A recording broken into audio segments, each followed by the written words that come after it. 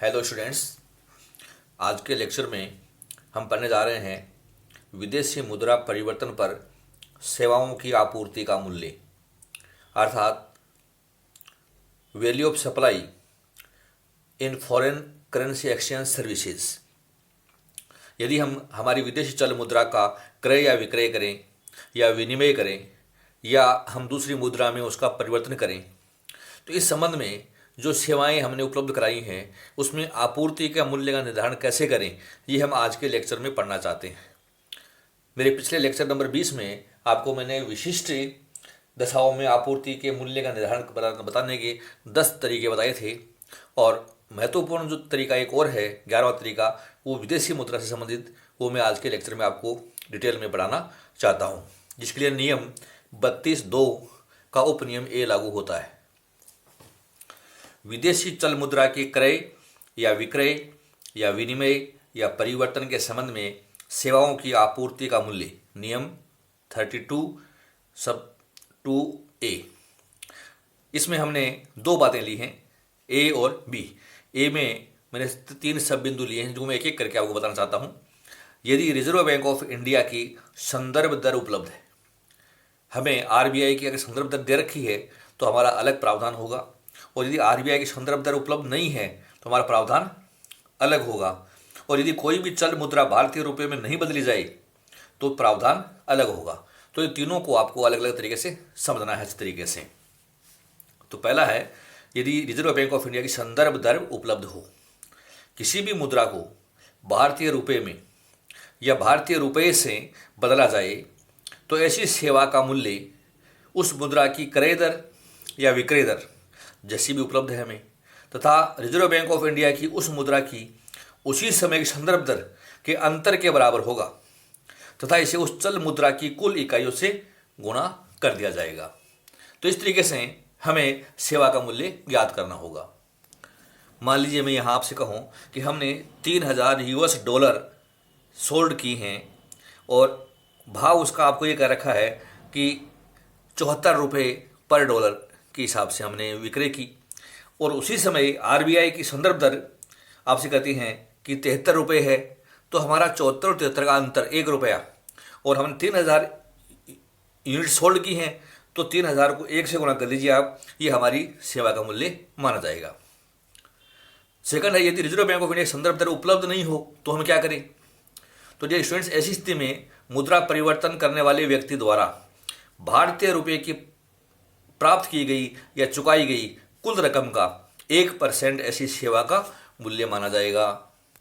मान लीजिए हमने किसी भी देश की 8000 इकाइयाँ करेंसी की सोल्ड की और हमें कुछ भी नहीं कहा, रिजर्व बैंक ऑफ इंडिया की संदर्भ उपलब्ध नहीं है, तो हमें भारतीय मुद्रा में उसका जो मूल्य बनता है उस मूल्य का 1% ऐसी सेवा का मूल्य आपको मानना है। तीसरी कंडीशन है, यदि कोई भी चल मुद्रा भारतीय रुपये में नहीं बदली जाए तो हम क्या करें। तो ऐसी स्थिति में सेवा का मूल्य उन दो राशियों में कम वाली राशि के 1% के बराबर होगा जो मुद्रा बदलने वाला व्यक्ति उसी दिन रिजर्व बैंक ऑफ इंडिया की संदर्भ दर पर किन्हीं दो चल मुद्राओं को भारतीय रुपये में परिवर्तन करने पर प्राप्त करेगा। आप इसको इस रूप में समझिए। मान लो मैं आपसे कहूँ किसी व्यक्ति ने 30,000 US dollar 16,800 great Britain pound में चेंज की, तो यहाँ पर दोनों ही मुद्राएं भारतीय मुद्राएं नहीं हैं। तो हम क्या करेंगे, इन दोनों मुद्राओं का भारतीय मूल्य क्या होगा उसी समय हम ये देखेंगे। मान लो मैं आपसे कहूँ कि भारतीय मूल्य US डॉलर का 15,90,000 रुपये है और ग्रेट ब्रिटेन पाउंड का मूल्य 13,94,000 रुपये है, तो दोनों में जो कम है उसका 1% हमें सेवा की आपूर्ति का मूल्य मानना होगा। बी पॉइंट है, विदेशी चल मुद्रा परिवर्तन सहित की आपूर्ति के संबंध में यदि सेवा का आपूर्तिकर्ता चाहे तो मूल्य अग्र प्रकार मान सकता है। 3 विधियां हमने दे रखे हैं अलग अलग। नंबर 1 है, 1 लाख रुपए तक के लिए बदली हुई चल मुद्रा की कुल राशि का 1%, जो 250 रुपये से कम नहीं होगा, अर्थात प्रति ट्रांजेक्शन 250 रुपये से कम नहीं होगा। मान लो 1 लाख रुपए तक मुद्रा है उसकी और 1% निकाले तो 1000 रुपये होता है, लेकिन 250 रुपये से कम नहीं होगा तो मिनिमम 250 रुपये अपने को लेना है। 1000 है तो 1000 रुपये हो जाएगा। तो ये तो नियम ये है। दूसरा है, अगर 1 लाख से अधिक है वो 10 लाख रुपए तक बदलेगी चल मुद्रा है, तो ऐसी स्थिति में कुल राशि का आधा % और प्लस 1,000 रुपये आपूर्ति का मूल्य होगा। और थर्ड पॉइंट इसमें आता है कि 10 लाख से अधिक के लिए बदली गई चल मुद्रा की कुल राशि का 0.10% प्लस 5,500 रुपये, जो अधिकतम 60,000 रुपये तक हो सकता है, इससे अधिक नहीं होगा। तो ये प्रति ट्रांजेक्शन सेवा की आपूर्ति इस प्रकार से है, और जितने ट्रांजेक्शन हमने किए हैं उनसे मल्टीप्लाई करके हम आपूर्ति का कुल मूल्य ज्ञात करके दिखा सकते हैं। तो इनको कैसे सॉल्व करें ऐसे क्वेश्चंस को, तो मैं एक क्वेश्चन के द्वारा आपको समझाना चाहता हूँ। मैंने एक क्वेश्चन आपके सामने रखा है, PQR limited Bombay is an authorised person money changer registered under section 10(1) of FEMA 1999. It enters into the following transactions of money changing. मैंने यहाँ 6 ट्रांजेक्शन आपके सामने रखे हैं। Sold $3,000 at the rate $1 equal to ₹54, purchase €4,000 at the rate €1 equal to ₹71, purchase 6,000 GDP great Britain pound at the rate 1 GDP equal to GBP equal to ₹82, sold 8,000 units of currency ABC at the rate 1 ABC equal to ₹25, sold $30,000 for 16,800 Great Britain pound. RBI reference rates for various currencies at the relevant date: 1 GBP ₹83, $1 ₹53, €1 ₹72। केंद्रीय वस्तु व सेवा कर नियम 2017 के नियम 32(2)(a) के तहत सेवा की कुल करयोग्य आपूर्ति का मूल्य ज्ञात कीजिए। अर्थात you are required to calculate value of taxable supply of services under rule 32(2)(a of the CGST rule 2017। और ये क्वेश्चन एग्जाम में आया हुआ भी है, तो हमें इसको कैसे सॉल्व करें ये अपने को अच्छी तरीके से समझना है। तो हम इस क्वेश्चन को कैसे सॉल्व करें समझना चाहते हैं। Computation of value of taxable supply of service, हमने प्रोड्यूस का कॉलम बनाया है और एक कॉलम अमाउंट का बनाया है। फर्स्ट पॉइंट हमारा sold $3,000 at the rate $1 equal to ₹54, तो हमें ये दे रखा है। और ये स्टूडेंट्स आपको इसी क्वेश्चन में RBI की रेफरेंस रेट भी दे रखी है, जो हमें दे रखी है 53। तो हमें क्या करना है कि हमारी रेफरेंस रेट और हमारी जो सेल रेट है दोनों का अंतर निकाल लीजिए। 54 और 53 का अंतर ₹1 आता है, और हमारी जो यूनिट्स हैं उनसे आप इसको मल्टीप्लाई कर दीजिए, तो हमारी सेवा का मूल्य आ जाएगा इस प्रकार से। तो मैंने लिखा है sale of $3,000 selling rate minus RBI reference rate, अर्थात ₹54 माइनस ₹53, एक का अंतर आया, 3,000 से गुणा कर दिया इसको, तो ₹3,000 वैल्यू ऑफ टैक्सेबल सप्लाई हमारी आ जाएगी। अब हमें समझना है सेकंड पॉइंट।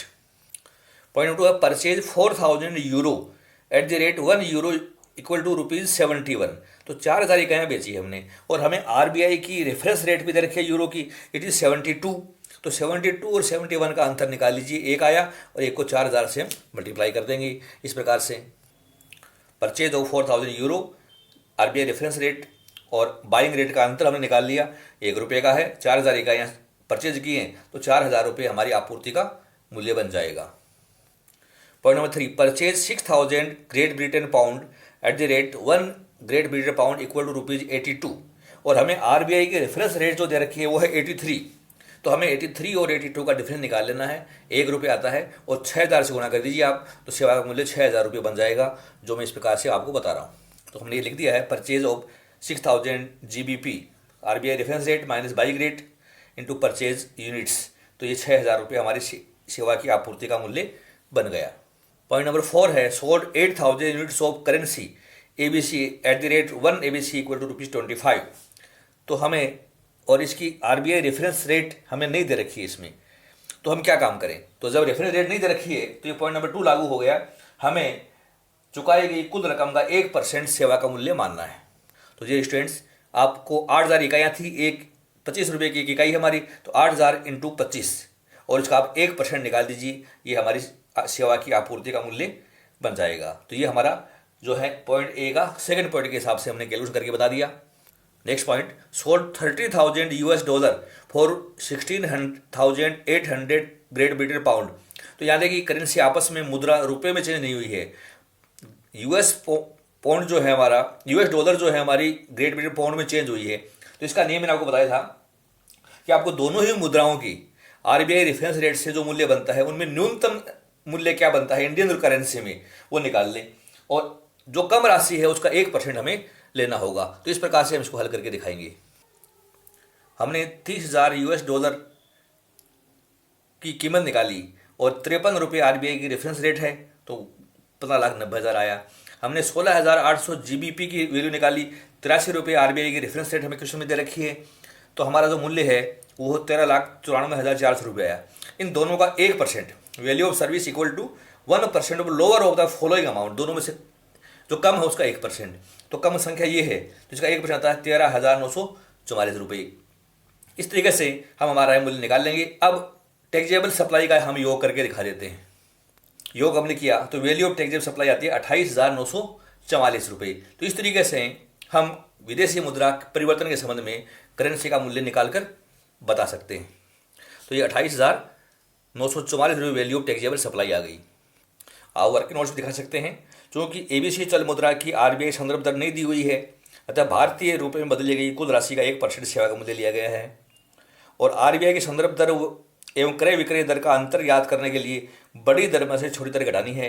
हमें इसमें प्लस या माइनस का ध्यान नहीं रखना है, बड़ी में से छोटी घटानी है। जो मूल्य आता है उसको यूनिट से गुणा करके हम वैल्यू ऑफ सप्लाई निकाल के बता सकते हैं। तो इस तरीके से हम ये गणनाएं करके दिखा सकते हैं। एक क्वेश्चन आपको और ले रहा हूँ मैं ताकि और अच्छे तरीके से समझ में आ जाए। क्वेश्चन हमारा XYZ Limited of Indore in an authorized person money changer registered under section 10(1) of the FEMA 99. It enters into the following transaction of money changing. हमें 8 आइटम दे रखे हैं। 30 जून 2019 को समाप्त हुई तिमाही में भारतीय रिजर्व बैंक की संदर्भ दरें हमें दे रखी हैं। Reference rates of RBI, euro की 71, यूएस डॉलर की 66, जीबीपी 74, ऑस्ट्रेलियन डॉलर की 59, 1 लिब्रा की 33 और 1 कैनेडियन डॉलर की 42। केंद्रीय वस्तु व सेवा कर नियम 2017 के नियम 32(2)(a) के तहत सेवा कर योग्य आपूर्ति का मूल्य याद कीजिए। तो एग्जाम में ऐसे सवाल पूछ लेते हैं, तो हमें मूल्य निकालना है। तो हमें 6,000 हमने यूरो इकाइयाँ सोल्ड की हैं और 74 रुपये के रेट से, और आरबीआई की रेट है 71। तो आप देख रहे हैं 74 और 71 का अंतर कितना है, 3। तो हम इसको 3 से गुणा कर देंगे 6,000 रुपये से, तो 18,000 रुपये बन जाएगा। 3 गुणा 6,000, तो ये क्या बन जाएगा 18,000। यहाँ पर हम 4,000 इकाइयाँ परचेज की हैं यूएस डॉलर की 68 की रेट से, और आरबीआई रेफरेंस रेट देखिए 66, तो डिफरेंस हमारा 2 रुपये का है। और 4,000 इकाइयाँ हमने खरीदी हैं, तो 2 गुणा 4,000, तो ये एक बार मैं आपको समझा रहा हूँ, ये 8,000 रुपये हो गया। परचेज 8,000 जीबीपी, और यहाँ रेट दे रखिए 72, और आरबीआई रेफरेंस रेट है 74, तो डिफरेंस आया 2 रुपये का। तो इकाइयाँ हैं 8,000, तो 2 रुपये के हिसाब से 8,000 इकाइयों की सप्लाई आप निकाल सकते हैं। यह आया 16,000 रुपया। 12,000 ऑस्ट्रेलियन डॉलर हमने सेल की हैं 56 रुपये की रेट से, और ऑस्ट्रेलियन डॉलर की आरबीआई रेट है 59, तो अंतर आया 3 रुपये का। और 3 रुपये के साथ 12,000 इकाई हमने सोल्व की हैं, तो 3 गुणा 12,000, तो ये हो गया 36,000। अच्छा, हम बता सकते हैं 6,000 यूनिट्स करेंसी जेड, और 32 रुपये के रेट है, और यहाँ पर हमें जेड की किसी प्रकार की कोई वैल्यू नहीं दे रखी है। तो आप 6,000 को 32 से गुणा कर लीजिए। 6,000 इकाइयाँ बेची और 32 के रेट से बेची, तो 6,000 गुणा 32 कर लीजिए और उसका 1% निकाल दीजिए, उसका 1% निकाल दीजिए, तो ये संख्या हमारी आती है 1920 रुपये। तो ये सेवा का मूल्य आ गया। 2,500 लिब्रा हमने परचेज किए 31 की रेट से, और आरबीआई रेट है 33, तो रेट में फ़र्क है 2 रुपये का। 2 रुपये के रेट से हमें 33 दे रखा है, और लिब्रा की रेट रखे 31, तो हमने 2500 लिब्रा हमने परचेज किए 31 की रेट से, और आरबीआई रेट 34 है, तो अंतर आया 3 का। तो 3 और इंटू 2,500, तो वैल्यू ऑफ सप्लाई 7,500। और कैनेडियन डॉलर की रेट है 45 सोल्ड रेट, और हमारी जो रेट है 42 आरबीआई रेफरेंस रेट, तो अंतर इसमें 3 रुपये का आता है। 3 इंटू 5,000, तो ये बच गया 15,000। अब फिर conversion of 40,000 US dollar into 25,000 GBP। तो ये दोनों ही मुद्राएं भारतीय मुद्रा नहीं है, अलग मुद्राएं हैं। तो दोनों का ही मूल्य निकालेंगे हम, और दोनों में जो कम है उसका 1% लेंगे। ये अपने ध्यान रखना है। तो जैसे मैंने बताया कि 40,000 था, 40,000 का मूल्य हम निकालते हैं तो RBI रेफरेंस 66 रुपये है, इससे गुणा कर लीजिए। और दूसरी वैल्यू है 25,000 और RBI रेफरेंस रेट इसकी दे रखी है अपने को 74। तो दोनों से गुणा करने पर कम हमारा GBP का आता है 18,50,000। तो इसका 1% हम निकाल लेंगे 18,500, और हम सेवा का मूल्य योग करके दिखा सकते हैं। तो एक प्रारूप में कैसे सॉल्व करें ये मैं आपको बताना चाहता हूँ।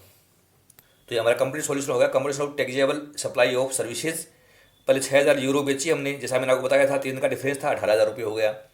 हमने 4,000 परचेज की US डॉलर, डिफरेंस हमारा 2 रुपये के हिसाब से था, तो ये 8,000 रुपये हो गया। हमने 8,000 GBP परचेज की, डिफरेंस हमारा 2 रुपये के हिसाब से था, तो ये 16,000 रुपये हो गया। 12,000 ऑस्ट्रेलियन डॉलर हमने सेल की, रेट हमारे 3 रुपये के हिसाब से 36,000 रुपये हो गया।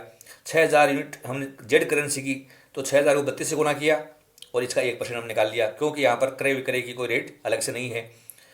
2,500 लिब्रा हमने सेल की, 34 में 31, 3 रुपये का फर्क से 7,500 रुपये हमारी वैल्यू सप्लाई आ गई।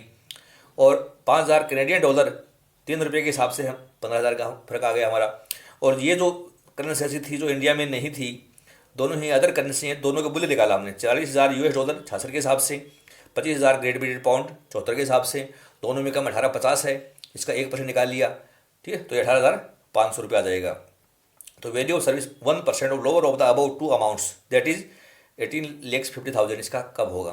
तो dear students, value of taxable supply हमारी 1,20,920 रुपये आएगी। तो इस प्रकार से आप प्रारूप में अपने क्वेश्चन को उतार करके हल करके दिखाएंगे। क्योंकि जेड चल मुद्रा की RBI संदर्भ दर नहीं दी गई है, अतः भारतीय रुपये में बदली गई कुल राशि का 1% सेवा का मूल्य लिया है, जैसा कि मैंने आपको पॉइंट नंबर 5 में समझाया था। RBI की संदर्भ दर क्रय विक्रय का अंतर याद करने के लिए बड़ी दर में से छोटी दर घटानी है अपने को, जो भी बड़ी रेट थी उसमें से छोटी घटानी है, और उसके आधार पर यूनिट से गुणा कर दीजिए आप, तो वैल्यू ऑफ सप्लाई आ जाएगी। तो इस तरीके से हम टैक्सेबल वैल्यू ऑफ सप्लाई की गणना करके दिखा सकते हैं। तो ये था हमारा आज का लेक्चर।